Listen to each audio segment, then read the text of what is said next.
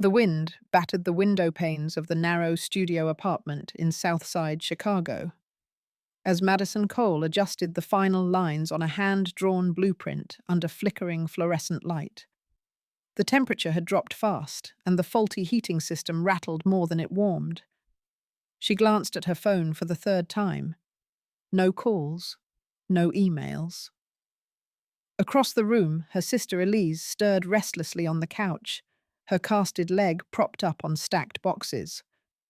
Elise, the night receptionist for a luxury architecture firm downtown, had slipped on a patch of ice outside their building 2 days earlier.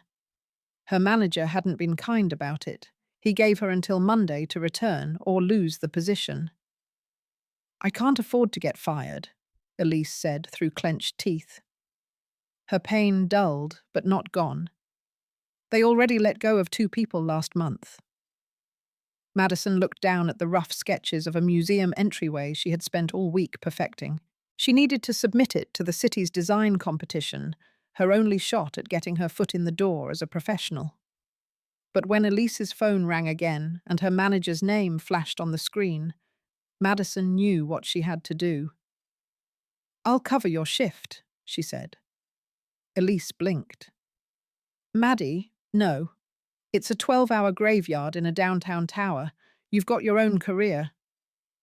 Madison was already pulling the oversized uniform jacket off the coat rack. "You said it's mostly empty floors at night, right? I can bring my sketch pad. Just give me your badge." "Be careful," Elise murmured. "Ward and Gray's offices are different. The 42nd floor has a private wing. Don't go there unless you have to." Madison gave a nod and disappeared into the snowy dark, unaware that one night inside a towering building of glass and secrets would redraw the lines of her life forever. The lobby of the Ward and Gray building shimmered like a cathedral of glass and steel. Madison paused at the revolving doors, clutching Elise's security badge in gloved fingers. Her worn boots left damp tracks on the marble floor as she approached the receptionist desk. Thankfully empty this time of night. A security guard glanced up from behind a screen. "Night shift?" he asked gruffly. Madison nodded. Filling in for Elise Cole. The man barely looked. "Badge, then elevator to 41. Check in with floor control there. 42 is private unless requested." She thanked him and stepped inside the elevator. As it climbed, she stared at her faint reflection. Her long chestnut hair was tied up in a messy bun, her face, bare cheeks, wind-chapped. Not the polished image she had imagined presenting when entering a top firm, and definitely not the one she wanted if she ever hoped to be taken seriously as a designer. The 41st floor was dimly lit, silent. Office cubicles lined the space like a grid. She tapped in with the badge, and was met with silence except for a low hum from the heating system. There were no reception calls to answer, no visitors to greet. It was eerily perfect. So she did what any architect in training would do. She opened her sketchbook and began to draw.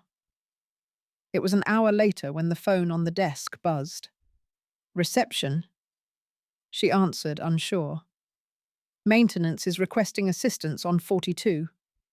They said someone triggered the fire panel accidentally."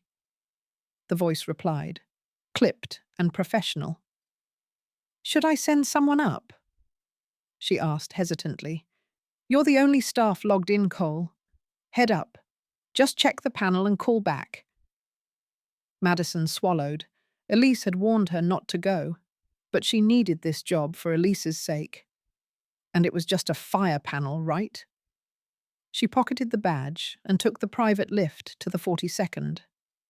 The 42nd floor was unlike anything she had seen. It wasn't an office, it was a suite. A sprawling lounge with hardwood floors, floor-to-ceiling windows overlooking Lake Michigan, and minimalist decor that screamed exclusivity. There was no one in sight, but soft jazz played through hidden speakers. A thin stream of smoke drifted upward from the marble fireplace. Then she heard a voice, low, rough, tired. Did they really think sending someone else would change anything? Madison turned. A man stood by the window, mid-40s, tall, lean, dressed in a navy sweater and slacks.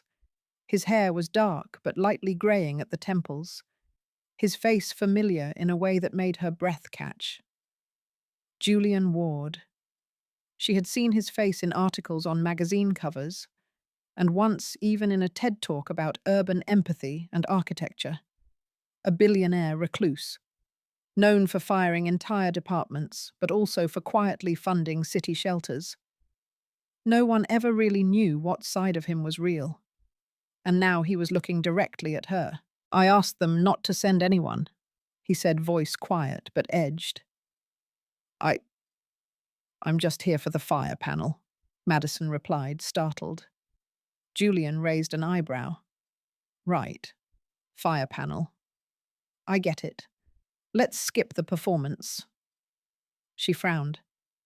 I think you have me confused. No offense, he interrupted. But I'm not interested in whatever this hospitality script is. Realization flooded Madison's face. Her jaw tensed. I'm not part of any script. Then why are you up here at midnight dressed in someone else's uniform? His tone was colder now. She took a breath, but it caught. I'm just covering for my sister. She hurt her leg. I was trying to help. He folded his arms. How convenient. Something in her chest snapped. She dropped the sketch pad she had been clutching under her coat. It landed with a thud on the polished wood. I'm not here for you, she said, trembling. I'm not for sale. He stared. I'm not a receptionist or an escort or whatever you think. I'm an architect, or I'm trying to be. Her voice cracked. And right now I'm just a woman doing someone else's job so they don't lose everything. Julian looked down at the sketchbook on the floor, pages fanned out. On one, the outline of a community library bloomed in soft pencil strokes. By the time he looked up, she was already gone. Julian stood motionless in the quiet suite. Outside, the city lights reflected across the lake, shimmering like broken glass. His eyes remained fixed on the sketchbook. He knelt down, slowly picked it up. The pages were smudged with graphite and rain. But the designs were unmistakable, clean, purposeful lines, intuitive layouts, not showy, not for ego.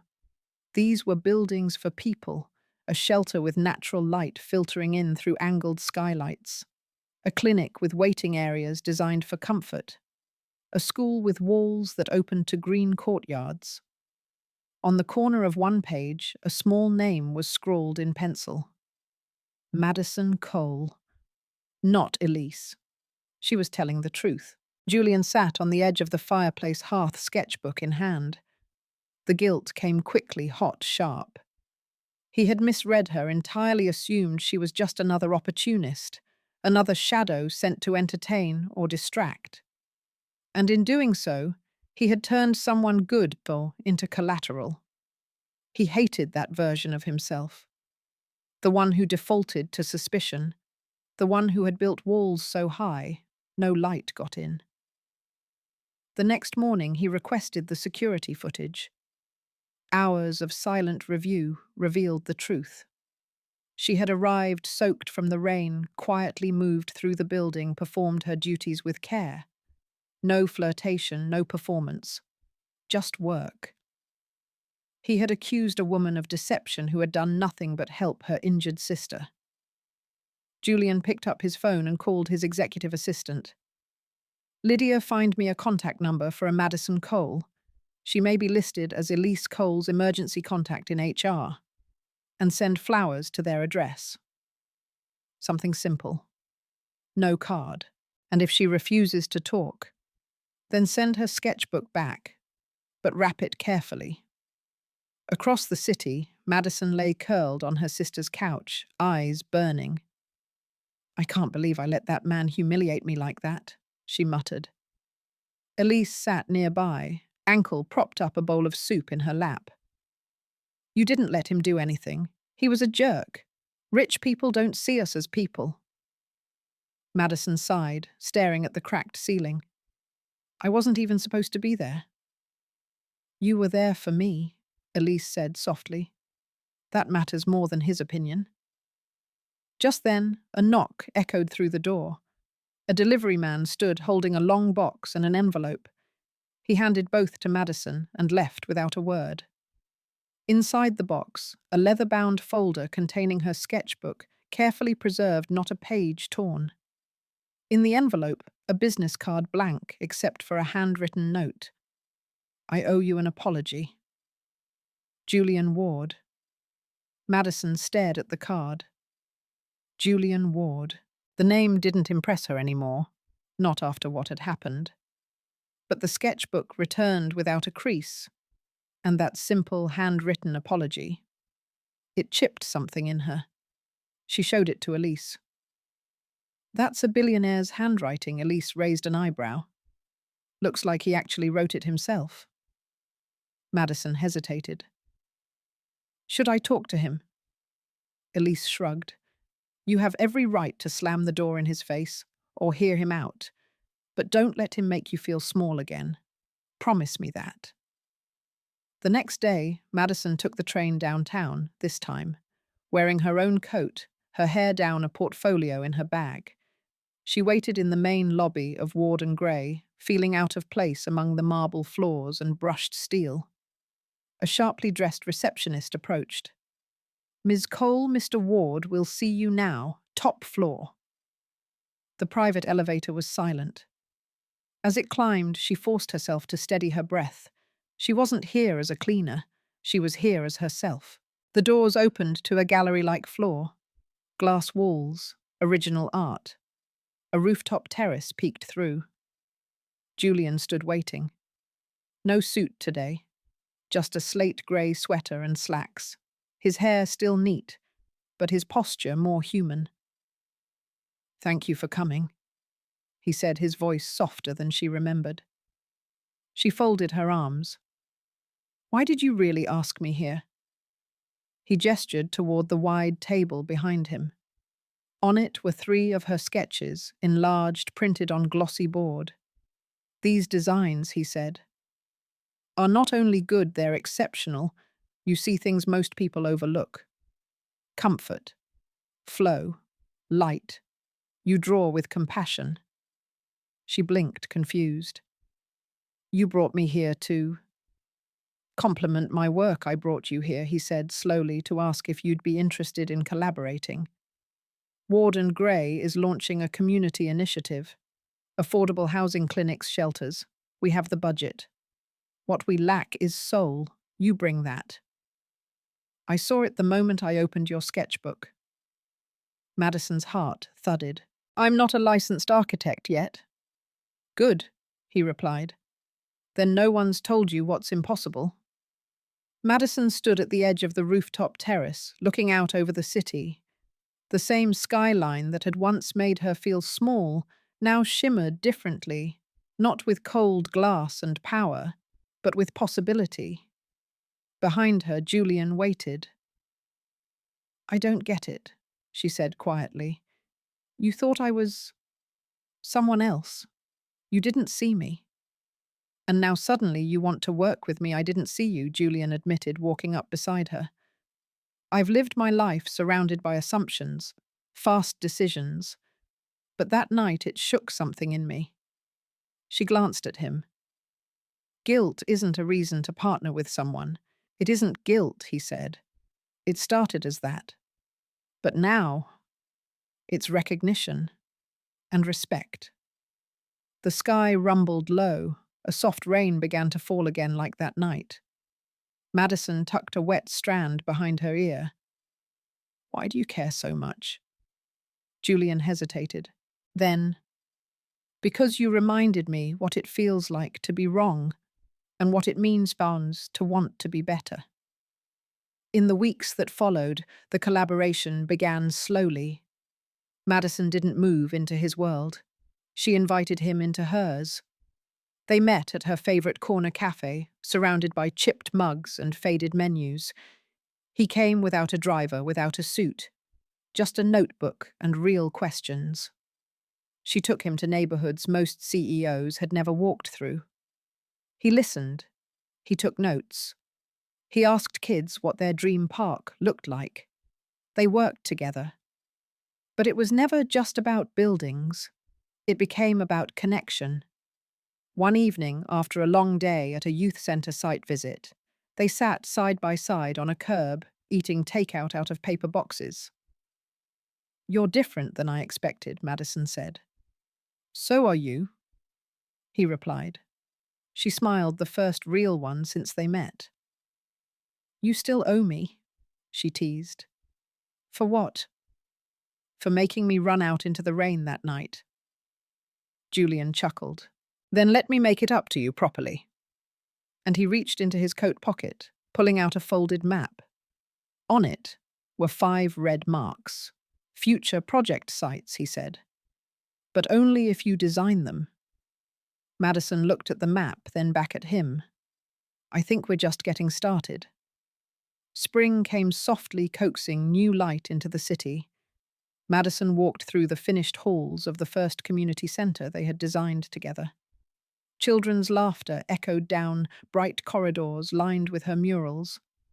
There were reading corners, wheelchair-accessible ramps, and windows that actually opened to let in sunlight and breeze.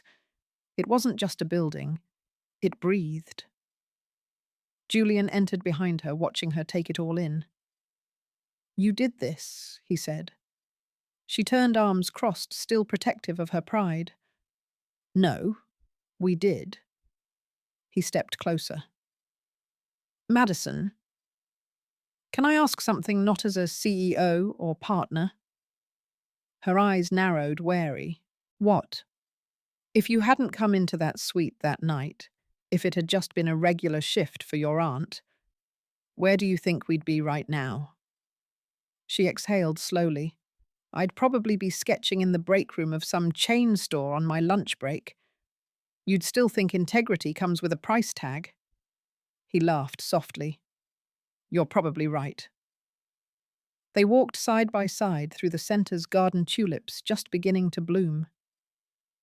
"You changed my life," he said, stopping beneath a low-hanging cherry tree. "And not just professionally." Madison's heart jumped. "Julian, I'm not asking for anything," he said quickly. "I just needed to say it. What we're building, it matters. But you matter more." She looked at him, her expression unreadable. "Don't ruin what we have with a fairy tale ending," she whispered. "I'm not," he said. "I'm asking you to help write something better." She looked down at her paint-speckled hands. Then she nodded once. "Okay." The city glowed under early autumn skies. Leaves danced across sidewalks as laughter spilled from the newly opened Lincoln Heights Youth Arts Center, Madison's biggest project yet. Inside, walls burst with color. Community art pieces, handmade ceramics, and portraits lined the halls. At the center of it all, a mural. A woman holding open a door beneath stormy skies, letting light pour into a room where a young girl stood watching. Madison stood in front of it now, her hand brushing the final stroke of sealant across the painting's surface. Behind her, Julian entered quietly. "You captured it," he said. She glanced at him. "Captured what?"